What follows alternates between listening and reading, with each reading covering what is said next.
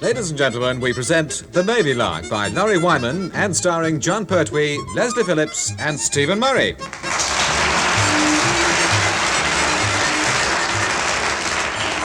There's no doubt about it. In the future, this particular period of civilization will be remembered as the scientific age, and it's the latest scientific gadget the Navy's thought up that sends Captain Povey and Second Officer McCluty hot-footing it to the Ministry of Defence in Whitehall.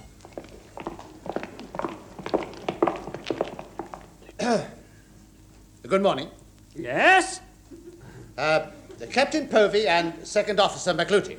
Povey and McCluty? Hang on, I'll look at my list. No.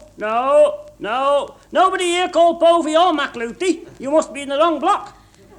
No, we haven't come to see them. We are them. Oh, I see. You're expecting to see somebody else. Yes, Mr. Merivale, the Director of Naval Expenditure. Oh, very good, Captain. As soon as he arrives, I'll send him up to your office. But we haven't got an office. Oh, in that case, you must be in the wrong block. Yeah. Look, let's start again, shall we? Mr. Merivale has an office here, hasn't he? Oh, yes. But you can't have that. He's using it. We don't want to use it. We just want to go up and see him. Oh, well, you can't interrupt him now. Mr. Merivale is not available. He's expecting 2 visitors from Portsmouth. We are his 2 visitors from Portsmouth. Oh. And how come you've got an office in the next block? We haven't. We don't want one. We want to see Mr. Merivale. He's expecting us. We have an appointment at 11 o'clock. Oh. In that case, you'd better hurry. You're late. We weren't until we got to you. Exactly. Well, can we go through now? Oh. No. Not until you give me your names. Captain Povey and Second Officer McCluty. Oh. You should have said. There are a couple of passes here for you. You're to go straight in. Second door on left. You are expected. Come in. Mind how you open the door. The Admiral's right. Oh! Behind it. Creeping ivy, Povey, why don't you look where you're going? Oh, I'm terribly sorry, Admiral. I can't apologize enough. That's right, you can't. Just as well that doorknob wasn't 2 inches lower.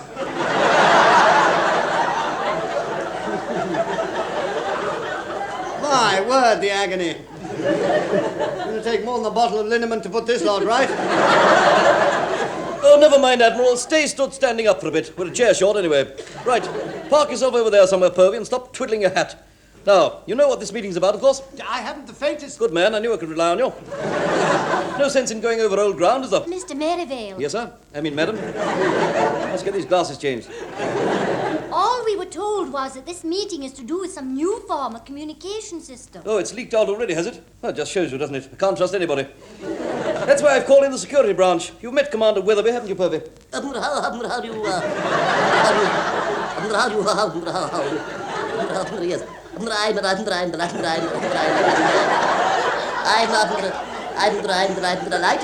to make yes.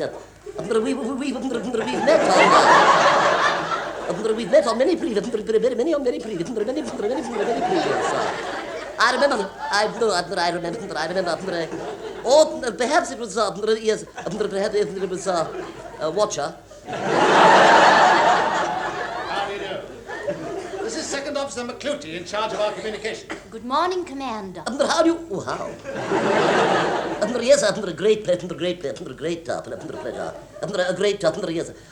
Welcome. Oh, stop fighting it, Weatherby. Just nod your head or something. Yeah, by all. Oh, walk up too. You can see why he's in charge of security, can't you?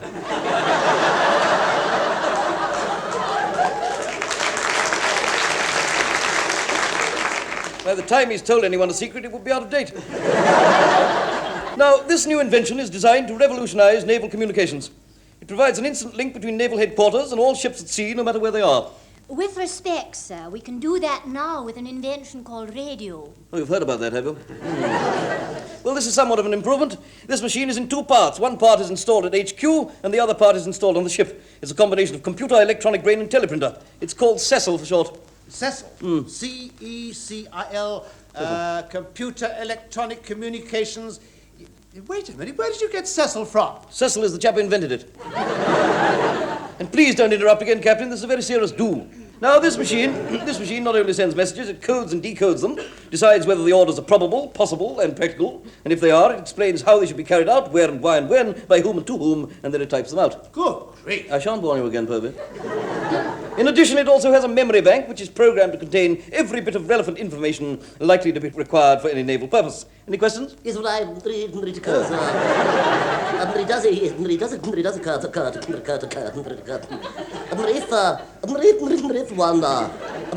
if one could ask. I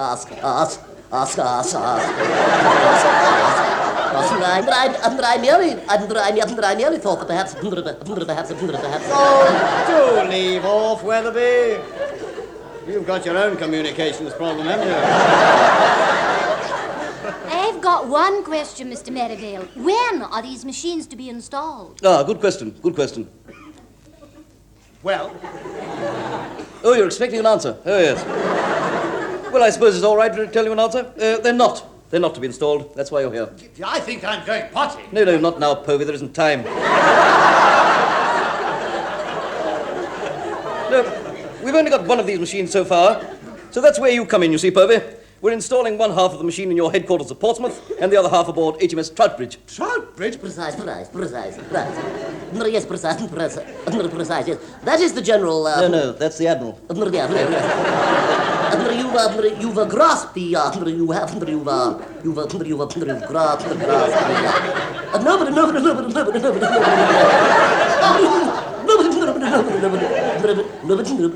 couldn't have put it better myself.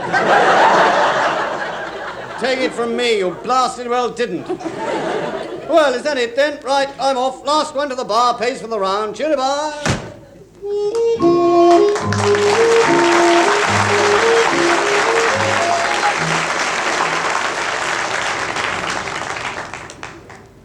Well, honestly, it's a bit much. A chap can't turn his back for a minute without other chaps interfering with a chap's belongings. But I mean, this is supposed to be our bridge on our ship, isn't it? To the best of my knowledge, yes. Then a chap should be able to leave a chap's things on a chap's bridge, shouldn't a chap?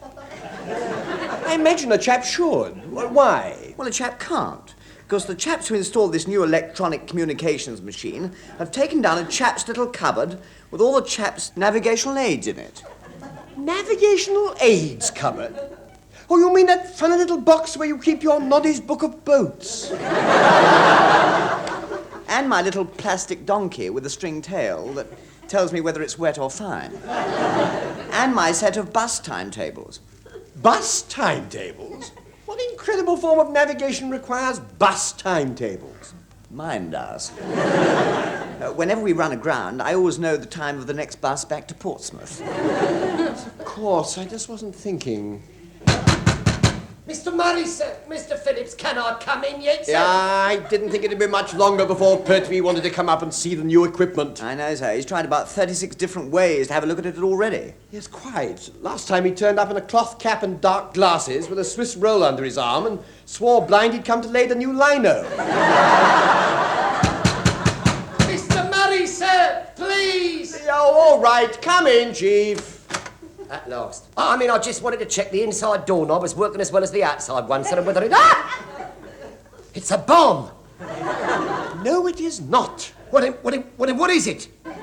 Whenever something new turns up, you always panic, don't you, Pertwee? You know your trouble?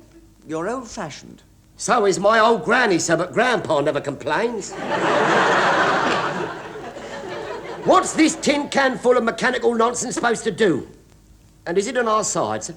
Well, this bit of it is, but the other part of it is in Captain Povey's headquarters. I knew it wasn't to be trusted. How do you switch it off? It can't be switched off. No matter where we are or how far away, Captain Povey can keep in immediate and constant contact with us. Really?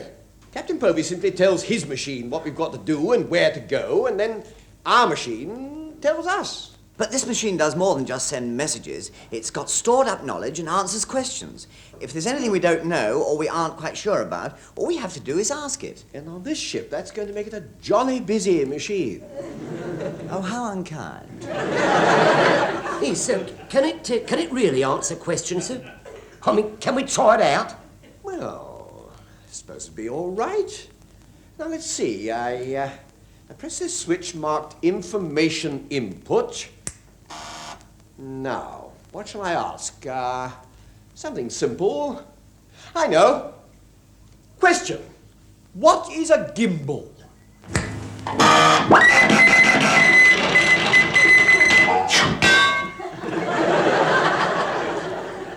Yes, there we are. All we have to do is to tear the paper off, and there's the answer. It says, gimbals are concentric rings used to keep an object such as a ship's compass in the horizontal plane during the motion of the vessel. I say. Now, isn't that odd? I always thought the gimbals were those big round brass plate things that chaps bash together in a military band. Did you really, sir? Well, now you know why they've installed this machine. Look, can I ask you a question, Mr. Murray? No, you can't, Pertwee. Yeah, but it's urgent. Yeah, possibly, but this machine is designed to give naval information, not tell you what's going to win the 2:30 at Epsom. It's not the question I was going to ask at all, sir. Oh, I apologise. What did you want to know? What's going to win the 3 o'clock at Brighton?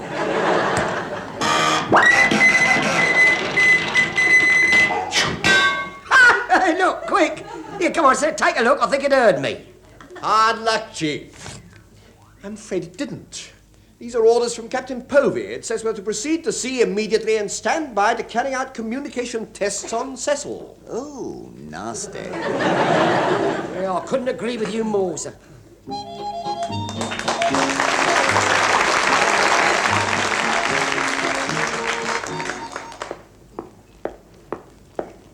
Stop. That's far enough, sir. I beg your pardon, Sergeant. Stay right where you are, sir. This is a security area. No unauthorized persons admitted. Oh, I see. Well, I am Captain Povey, and I am going in there to the new operations room. That you're not, sir. You won't get around me like that. No. State your name and business, please, sir. I just told you I'm Captain Povey, and I am in charge of the new communications trials. That's what you say, sir, but I'll need more proof than that. Have you got a pass from the officer commanding? I don't need one. I am the officer commanding. Oh, well, in that case, sir, you better make yourself out a pass, because you can't go in there without one. Now, you listen to me, Sergeant. Wren Second Officer McCluty is in that operations room, so you just open the door and ask her to come out and identify me. Perhaps that'll convince you. It might. Then again, it might not. Still, I suppose it's worth a try. Stand well back, sir, please.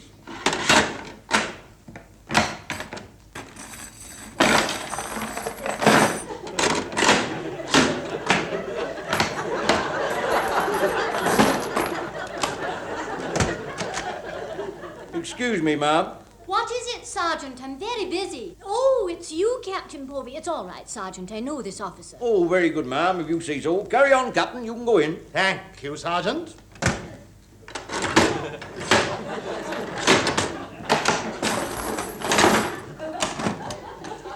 At last. Now then, Second Officer McCluty, how soon can we start these trials? Right away, Captain. I've had a position signal from HMS Troutbridge. She's cruising in the test area now and awaiting further orders. Further orders, eh? Then that's just what she's going to get. Further orders, and then further orders, and further orders, and further orders. Oh, I'm going to enjoy this. I'm not only going to put this machine through its paces, I'm going to put Troutbridge through her paces. Right, I'm ready. Switch on, Second Officer McCluty. Switch on.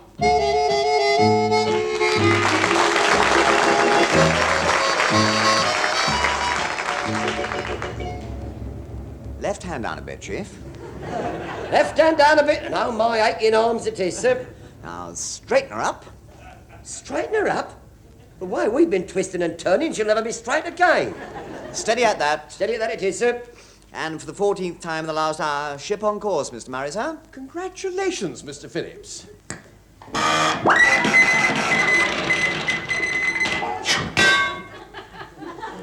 Oh, blimey, Cecil's at it again. What does old Thunderguts want us to do this time? Sit up and beg? Well, hang on, I'll see. Oh, proceed to where you've just come from. Lummy, where was that? I've forgotten. Look, who cares, sir? Point us anywhere, Mr. Phillips. It doesn't matter. Whatever we end up, we're bound to have been there at some time today. Now, don't confuse him, Chief. It's quite simple. All we've got to do is to ask the machine. Now then, information input. Right. Question, Oi, brainy bonce. Question. Where have we just been?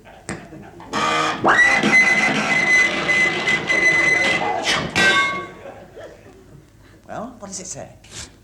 It says, where you just come from, loudmouth. Pardon? Or in more nautical terms, it says, turn 180 degrees and proceed at 17.5 knots for 15 minutes. But that's ridiculous. That'll take us back to where we just came from. He doesn't listen, you see. Not even when it's written down. No, I've got it now. I've got it now. Left hand down a lot and hold it down for a bit. Swing around and a U-turn it is, sir. I hope it's heading us for home. And a bit of a rest. After 6 hours of elm twiddling, Pertwee's had enough. Don't let it get you down, Pertwee. You know what Captain Povey's like. He's only trying to get us hot and bothered. And he succeeded, sir. My bothered is ever so hot. Yeah, so is mine, actually. Yes, so is the machine, sir. Mark my words, much more of this, and one of those little dials is going to light up and show tilt.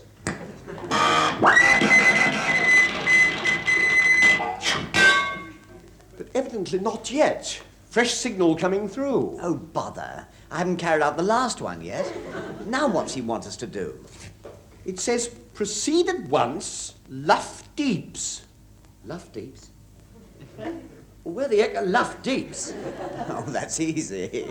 I can tell you that. Oh, how? I'll ask the machine. No, you won't. I will.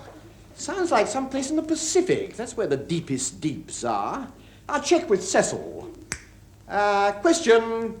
Proceed, Luff Deeps, where?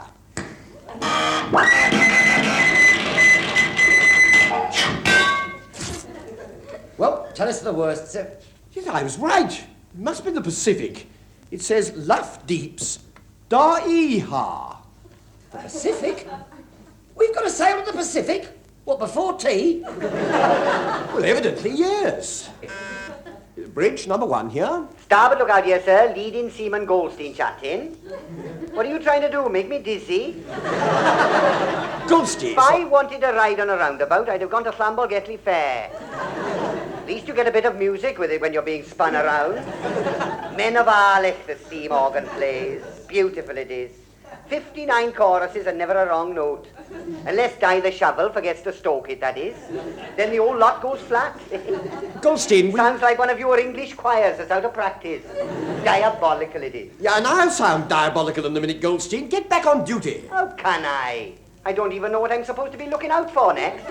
We're heading for the Pacific. You're to look out for a place called Luff Deeps. It's in Da'iha. Luff Deeps? Never heard of it. How do you spell it?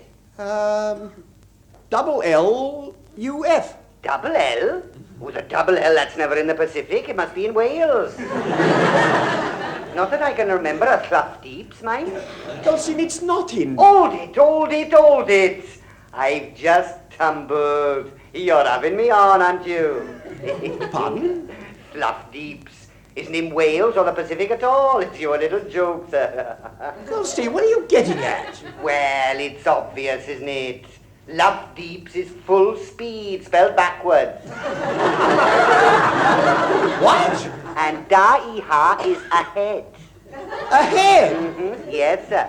Luff Deeps Da'iha, full speed ahead. And in case you're interested, Ite Pressifo backwards spells petty officer. What was all that about? I didn't understand what's going on. That's hardly unusual. In short, Mr. Phillips, Captain Povey has overworked Cecil, and Cecil has twisted his works. Oh, nasty. Now what do we do? Well, if I may make so bold, sir, if Cecil is twisted backwards, why don't we reverse Cecil, and that'll turn the messages round the right way. All right, then. Throw all the switches the other way and see what happens. There you are. Now, let's see what that's done. Question. I think we know the answer. Just tell me, which way did Cecil go? Straight up. I wonder where it'll land. Right alongside, sir, and butter side down. Yes, quite. Well, since we're no longer under remote control, perhaps I can give an order. Mr. Phillips, right hand up a bit and luff deeps ahead for Portsmouth. Yeah, well, couldn't we luff deep ahead for Australia instead, sir? Australia, whatever for? Well, after what's happened to our office, Cecil, sir, what do you think happened to Captain Povey's head? I'm not sure, but I have a feeling we'll find out when we get back.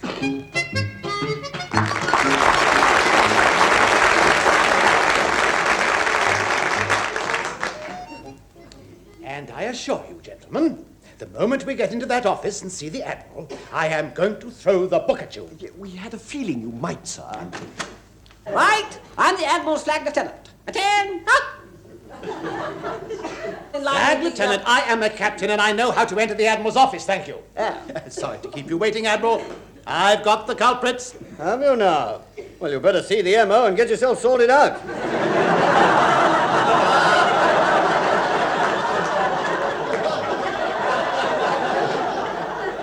I'll deal with this mob, Povey. Right, Captain Povey, sir. Leave everything to me, sir. Lie down where you are, sir. The ambulance will be here in a minute, sir. Stretch up, Admiral. Flags. Sir. That was my little joke. Oh, ha-ha, sir. And now I've got another one for you. When that stretcher arrives, lie down on it and carry yourself off. Now then, Povey, what's all this tripe about? Well, it's these three from Troutbridge, sir. They blew up Cecil. Creeping ivy. Hold that stretcher, Flags. They're going down like 9 pins in here.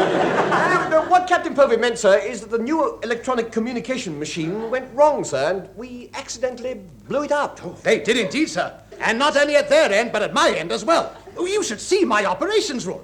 The furniture is 500 weight of sawdust. It's going to take them 6 weeks to dig out all the transistors from the walls. And where the main valve went, I prefer not to discuss. It was a complete shambles. The whole project has been written off. Oh, well done. Congratulate the fools for me, will you, Povey? No, don't bother. I've got the time. I'll do it myself. Congratulations. Eh? What? Pardon?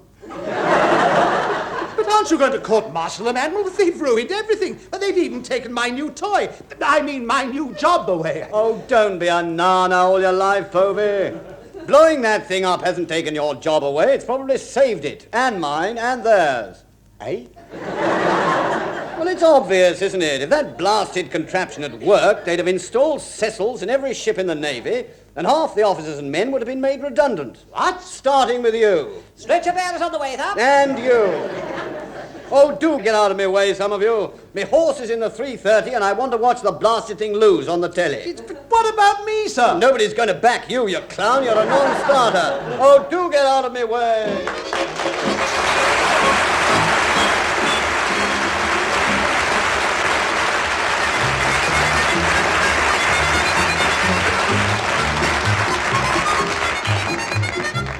John Pertwee, Leslie Phillips and Stephen Murray have been computerising The Navy Lark, written by Laurie Wyman. John Pertwee was the Chief Petty Officer, Leslie Phillips was the Sub-Lieutenant, Stephen Murray was the number 1, Captain Povey was played by Richard Caldicott, Second Officer McClutie was Heather Chasen, the Police Sergeant was Ronnie Barker, the Admiral was Tenniel Evans, and his Flag Lieutenant was played by Michael Bates. The show was produced for the BBC by Alistair Scott Johnston.